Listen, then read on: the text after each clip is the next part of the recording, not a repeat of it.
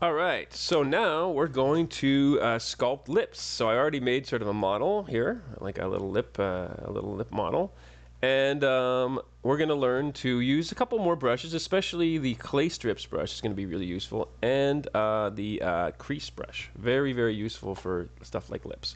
Okay, so first of all, let me just move this a little bit over, and I'm going to do pretty much the same thing I just did for the nose. Shift A, make a cube. I will make the cube a little bit wider. This time I'm going to remember to shrink it on the y-axis. Okay, and I'll just move this sort of at approximately the same position so I can kind of keep looking at it. And maybe, okay, now I'm going to apply everything. Apply all transformations. All right, I'm going to do the same thing I did before. Select this thing, add the subdivision surface modifier, but put it on simple. Instead of Catmull-Clark means it's smooth. Simple means it just subdivides it. Every polygon becomes 4. But it doesn't smooth it. And I'm going to do it at a level of maybe 3. So it's going to be 12 times more polygons. No, to the power of 3, actually. Okay, so I'm going to apply that. And now, there we go. It has now 384 polygons as opposed to 6.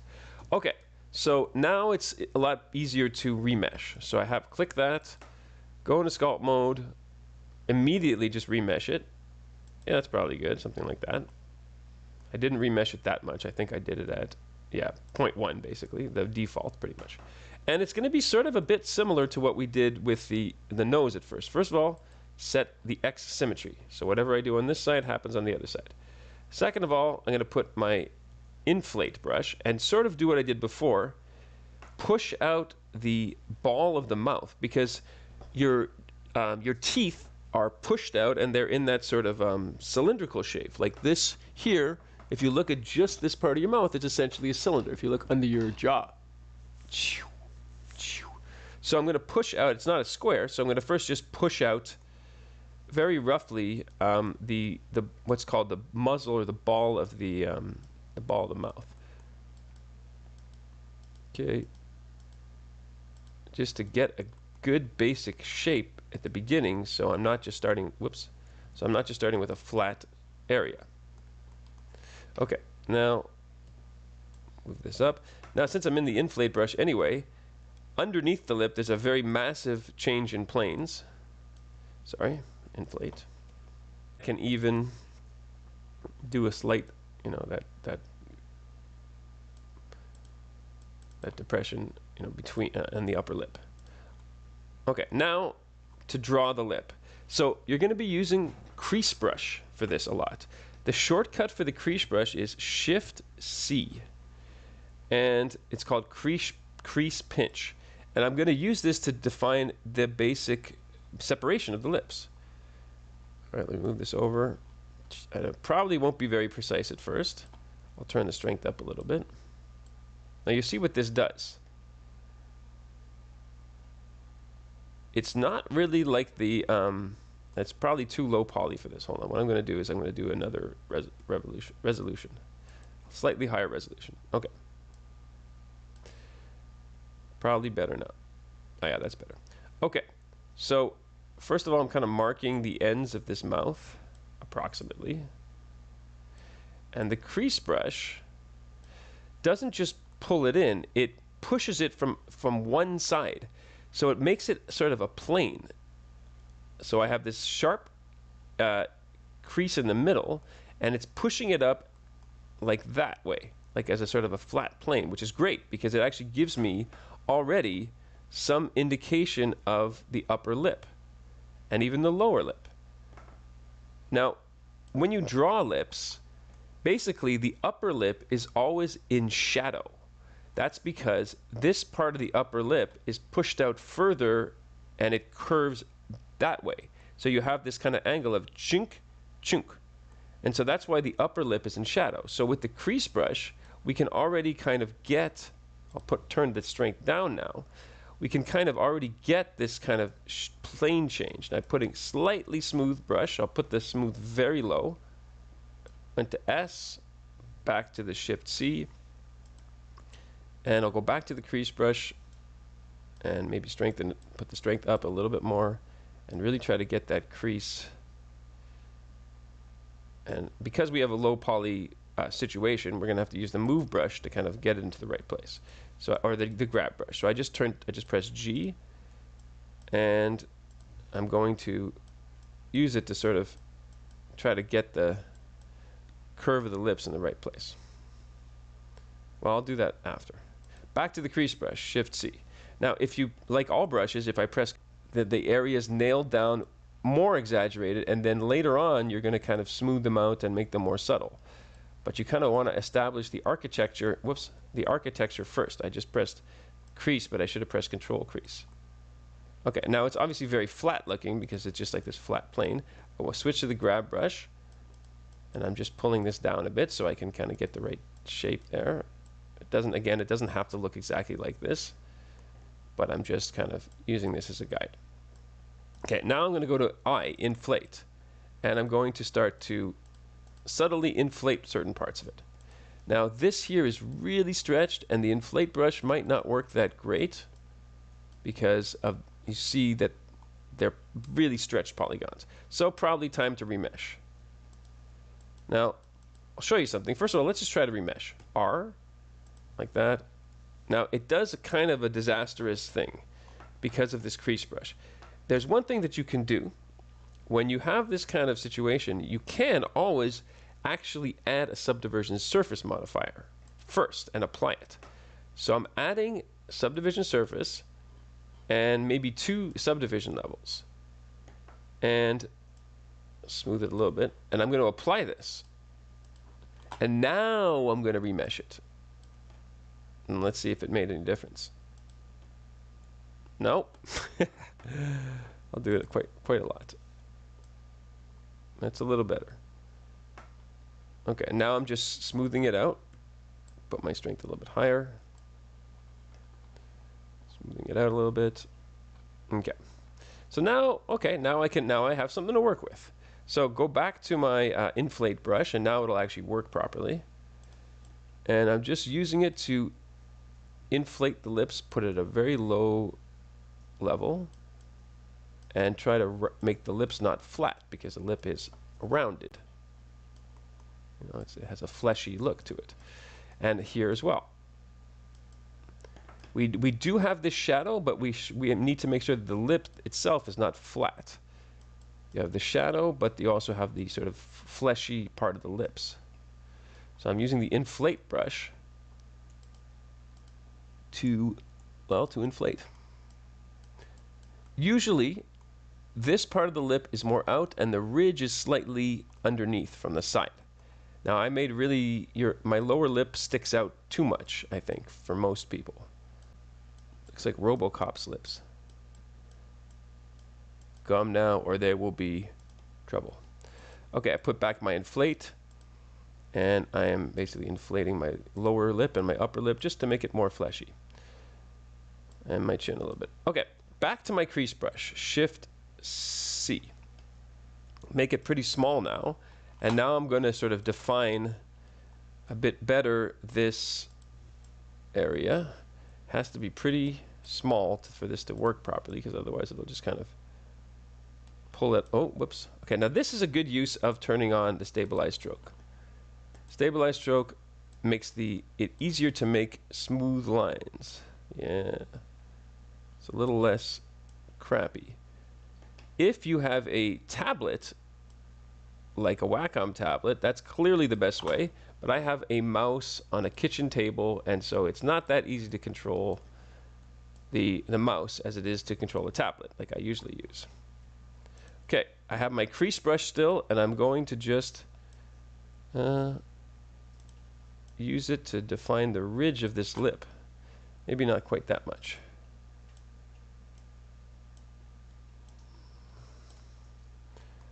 Okay, crease brush again still, and I'm going to press Control. That's way too much, and I should do it like this. And I'm trying to define these 2 parts of the lips here. And a little bit more the ridge. And then here as well. And then without the control,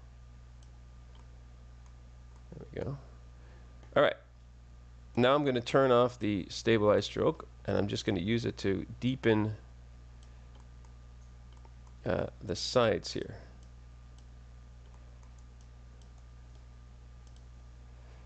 Okay, so on the corners of your mouth, usually it goes slightly down, and then you have this kind of depressed area.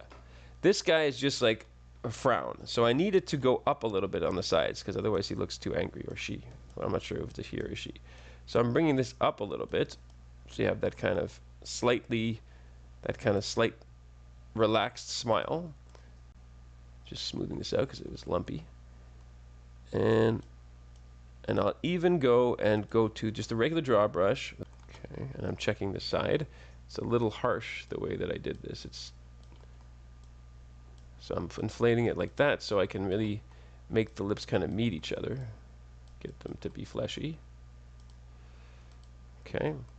Now here, on the side of the lip, it's always basically, I'm inflating this because there's always sort of a fold of flesh here, and then the depression is there. And now obviously this depends on the person. As you get older, you have much more of a fold. I'll kind of exaggerate it just so you can see what I'm talking about here. And I exaggerated it way too much. But generally you have a depression here on the side, and then you have this flesh there. So because the lip tucks under like that, and then you have this kind of puffed out part on the side of the lips. Now I'm just going to move this with my grab brush. I'm just going to move it in like that. So you have that sort of fleshy part there. Okay, it's not bad. Again, this whole part can be moved out slightly. The middle part, it should be sticking out slightly. So I'll show you another cool trick. Same thing with we did before with the mask. What if I just wanted to pull the center part out? So I could just press M and mask this. And for example, I might mask the center part. And now you can actually smooth the mask, basically fade it out. If I go to mask and I say smooth, here I have the iterations of smoothing. I can put many iterations with it, as you're seeing, hopefully you're seeing. It's basically fading it out, so it's not as harsh. And now I can go Control I. And now what I can do, and actually I'm going to smooth it even more. I'm going to smooth the mask even more. I'll do another bunch of smoothings. Decrease contrast. Well, that was too much.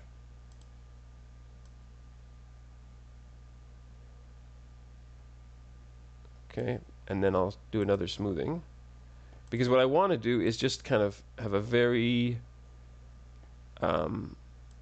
blurry, like a very soft mask. Yeah, like that. Okay, and then I can go with the move tool like I did before. I'm just going to go to I just press backslash so I could see the model, and then I can just move this out a little bit. So the middle part is a bit more pushed out. And then if I press Alt-M, the whole thing disappears. I can go back to whatever brush I was using before. So I'm just smoothing it out a little bit. Okay, that's a bit better. It's a bit more three-dimensionality. Okay, and then now I will just say I'm going to maybe make slightly higher resolution. So I'll go R. Oh, sorry, even higher. R. I'll make it quite a bit, pretty high resolution. That's enough. Okay, and then I'm just going to show you that you can also, if you want to, you can do little creases of the lips. So if I could use the crease brush. So if I go Shift C, if I want to add that kind of detail, I do a very low strength. I could add them with the crease brush. That's one option. Let me just use that crease brush again, by the way, just to kind of tighten that up. Or I could use the draw sharp at a very low level, which gives me slightly sharper kind of wrinkles. And I have symmetry on, but you probably could want to turn symmetry off too, because these wrinkles should not be that symmetrical. But I'm just keeping it on for the purposes of the video. And for example, you have creases that go out like that, and I'll do a couple of them. I'm not going to do like massive amount of creases, but I just wanted to show you sort of how you would sculpt these kind of lip creases because it's sort of a certain way. Now I'm still have the stabilized stroke on, which is pretty good. Although I said I would not do these flesh that you have in your lips. Sloop, sloop. It's kind of pursed lips. Now it's very exaggerated what I did, but I just wanted to kind of show it to you. And then this is too harsh, so I'll just kind of calm this down a little bit. Another brush you can use is pinch. If I just press P, I go to a slightly bigger brush, it's going to pinch together the geometry. So P. But you can use it, for example, for these wrinkles to kind of push them together. And I'm going very quickly over like that to pinch the geometry together to kind of make the crease really tight. Now I'm going to go back to my grab brush because it's kind of looks like she's just sucked a lemon, and so I'm going to just push it down a little bit so it doesn't look like the queen from Game of Thrones. And it's because the queen from Game of Thrones always looked like she was sucking a lemon. And again, I'll just kind of play with the shapes so that with the grab brush so that it's in sort of everything's sort of in the right place. Down like that, up like that slightly. And I'm still a little bit too much with the bumps, so I'm going to just press S and go really low on the strength and just smooth it slightly in certain places so it's not quite so bumpy.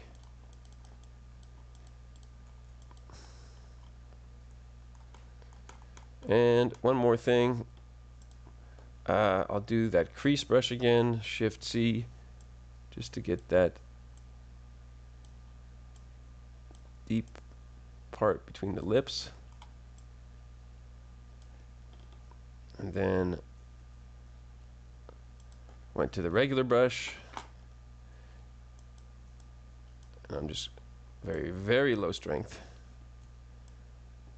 And I'm just going to sort of differentiate the middle part of the lip, which is kind of a raised part. It kind of usually sticks out a little bit more compared to the rest.